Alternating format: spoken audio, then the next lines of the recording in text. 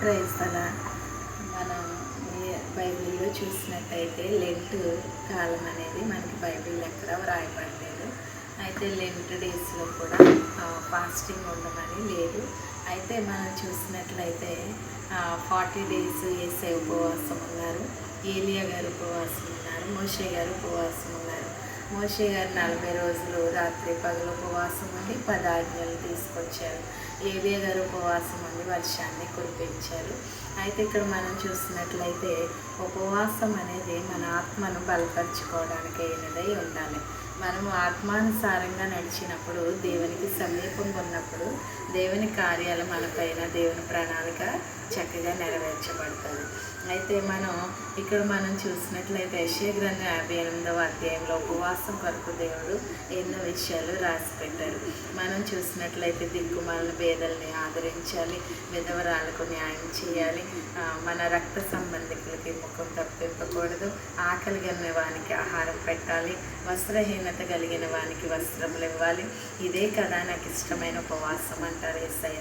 అలా ఉపవాసం మనం చేసినప్పుడు స్వస్థత శీఘ్రముగా మనకు వస్తుందంట.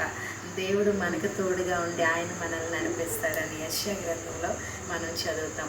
మరి అటువంటి ఉపవాసం మనం చేస్తున్నామా, లేదా నామకార్థమైన భక్తితో ఉపవాసం ఉంటున్నామా?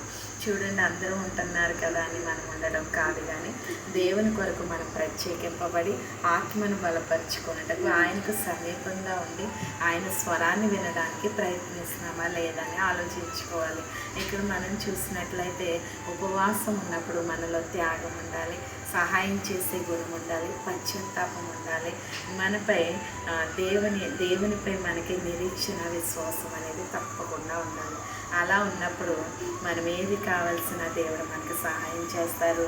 అటువంటి ఉపవాసం దేవునికి ఇష్టమైనదే ఉండాలి.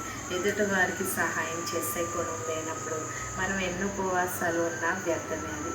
అందుకే దేవుడు చెప్పిన మాటలు మనం వాటి ప్రకారంగా నడుస్తూ యెషయా గ్రంథం 58లో దేవుడు ఎలా అయితే చెప్పారో దాని ప్రకారంగా మనం జీవించినట్లయితే దేవుడు మన కొరకు ఎన్నో ద్వారాలు తెరుస్తారు.